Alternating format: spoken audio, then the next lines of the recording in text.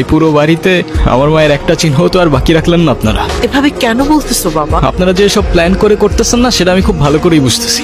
Ivan, তোমাকে কিছু না বলতে বলতেই তুমি হাতের বাইরে চলে গেছো। সামান্য একটা ভুলের জন্য এতটা বছর এরকম করা কোনো মানেই হয় না। ওনাকে বলে দিয়েন এটা কোনো সামান্য ভুল ছিল না, ইট ওয়াজ এ মার্ডার। ইভান, সরি। এখনই তো অ্যাক্সিডেন্টটা হয়ে যেত, তারপর দোষটা হইতো আমার। নাম কি? নূপুর। ফাঁকা রাস্তা, একা একটা মেয়ে মানুষ, তার উপরে আবার বিয়ের সাজে, রিস্ক তো আছে বল। আপনি মনে হয় একটু বেশি কথা বলেন না? যা বাবা, আমি আবার কি এমন বললাম? আপনি সত্যি আমার অনেক বড় উপকার করলেন। আমার একটা ফ্রেন্ড আসবে, আপনি তাহলে যান। হ্যাঁ, ওকে। আপনি আবার এদিকে একা একা চলে আসছেন কেন? আপনার ফ্রেন্ড আছে নাই? আপনিও কি ফলো করতেছেন আমাকে? হ্যাঁ, আমিও ফলো করতেছি আপনাকে।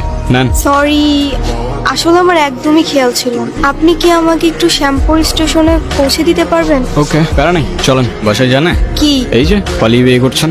এত কিউরিসিটি থাকা ভালো না, বুঝেছেন? না, আজকাল তো 2 দিনে ভালোবাসা হয়, 3 দিনে পালানোর পর 4 দিনে ডিভোর্স হয়ে যায়। তা আপনার কত দিনের রিলেশনশিপ? অনেক দিন।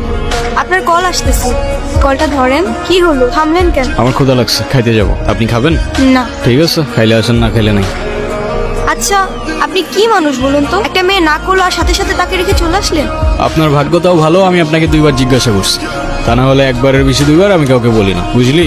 চলেন তাহলে আপনাকে পৌঁছে দেই। ঠিক আছে তাহলে, আই গেস আমাদের জার্নি এখানেই শেষ। আচ্ছা, আপনার বয়ফ্রেন্ড কই? আচ্ছা, আপনার ফোনটা একটু দেন তো। শিওর। কি হয়েছে, তুমি কল ধরতেছো না কেন? আমি স্টেশনে এসে দাঁড়ায় আছি। তুমি চলে আসছো, আসলে একটা প্রবলেম হয়ে গেছে, বুঝছো?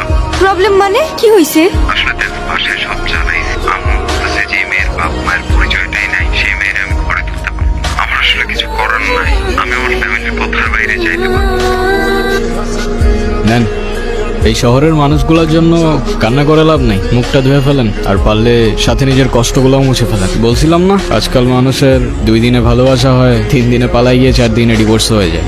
আপনার তো তাও ভাগ্য ভালো, আগেই কাহিনী শেষ। আমার সাথে বারবার কেন এমন করে বলতে পারেন? সে যেহেতু আসে নাই, আপনি বাসায় ফিরে যান। না, আমি আর ওই বাসায় ফিরতে পারবো না। ফিরতে চান না মানে? ঠিক বুঝতে পারলাম না। মা বাবা হারানোর পর আমি আমার মামা বাড়িতেই বড় হই।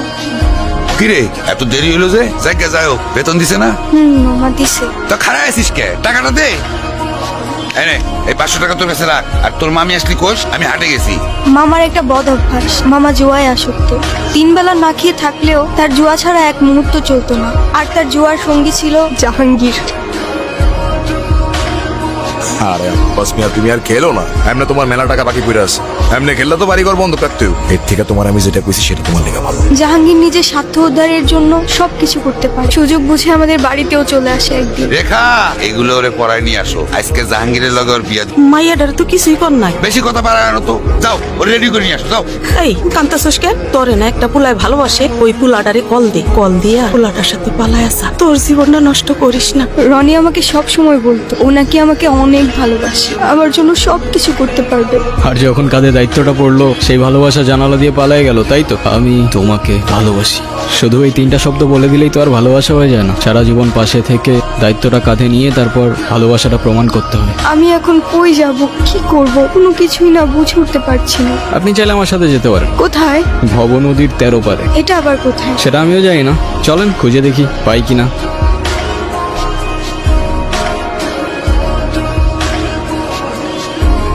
কি হলো? ফিউয়েল শেষ। এখন উপায়? আরে সেটা তো আমিও বুঝতেছি না। এ বাস বাইরো, এই কিরা? নিজের ভাগ নিলে ভাগাই দিয়া তুই আমারে কইতেছস পাইছো? শালা টাকা দে, তুই আমার টাকা দে। এইসব কি কইতেছস জাহাঙ্গীর তুমি? এত টাকা আমি কই পাবো? তুই টাকা দিবি, আনালে তোর ভাগ নিলে তুই আনবি। ওর সাথে বিয়ে হওয়ার আগ পর্যন্ত এই শিরোনি আমি খুলব না। মোস্তফা কে? আমার বাবা। মা আর আমি অনেকদিন বায়না করার পর অবশেষে একদিন বাবা আমাদের ঘুরতে নিয়ে যায়। মা মা আইসক্রিম খাবো। আইসক্রিম? দাঁড়াও, আমি যাবো আর আসবো।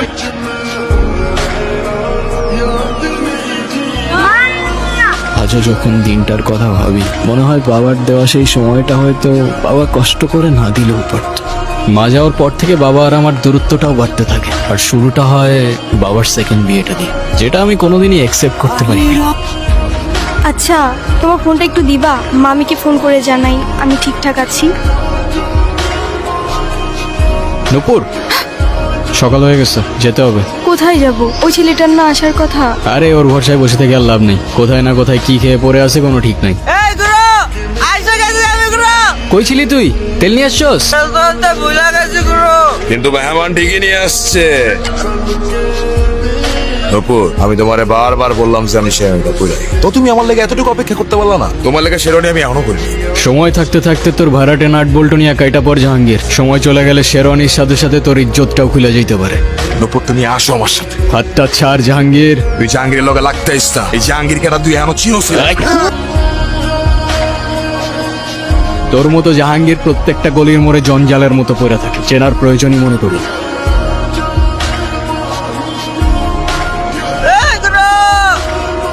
এই, ছুরিটা নামা। বাবা কোথায়? তোর এই অবস্থা কি করেছে আমাকে বল। আমি কারোর জন্যই কখনো কিছু করতে পারিনি। তুমি কান্না করো না বাবা, আমি আসি তো। নুপুর কোথায়? তুমি নূপুরকে কিভাবে চেনো? আরে ওই তো, তুই কোথায় আছিস, কি করছিস, আমাকে সব খবর দিল। তারপরে সকালে এসে তোর এই অবস্থা দেখলাম। তোর গায়ে কে হাত দিছে খালি একবার বল, বাকিটা আমি দেখছি। বলেন মা কবুল। আমি কবুল বলবো না। বিয়ে করবি না মানে? করবে না মানে করবে না। তুই আবার এনেছিস? ওরে আজকে আমি এই সাবধানে, তোর জবানের চেয়ে ওর ট্রিগার ফার্স্ট চল। একবার চেপে দিলে তোর কথা আর আমার কান পর্যন্ত পৌঁছাবে না ভাই। বাবা, এই জাহাঙ্গীর আমার সহজ সরল ভাগ্নিটারে ভয় ভীতি দেয়, আজকে বিয়ে করতে আইছে। আমারে বাঁচাও বাবা। এ বাসাই, তুই আমার লোকে পড়ে নিতেছস? তোর ভাগ্নির সাথে বিয়ে দেওয়ার কথা বলে তুই আমার কাছ থেকে 1.5 লাখ টাকা নিছস। তুই এখন তোর ভাগ্নির লোকে আমার বিয়ে দিবি আর নালে টাকা দিবি? একটা মানুষ এতটা স্বার্থপর হয় কি হয়? আপনার নিজের মেয়ে হলে এটা করতে পারতেন। বাবা, আমার ভুল হয়ে গেছে, বড় ভুল হয়ে গেছে, আমার মাফ করে দাও বাবা। যার উপর জুলুম করছেন তার কাছে মাফ চান। আমারে মাফ করে দে মা। শোনেন আব্বাস মিয়া, আপনার মেয়ে এখন থেকে আমার মেয়ে হয়েই থাকবে। যেদিন আপনি আপনার স্বভাব চরিত্র পরিবর্তন করতে পারবেন, সেদিন এসে মেয়েটাকে দেখে যাবেন। আমার বাড়ির দরজা আপনার জন্য খোলা থাকবে। আয় মা।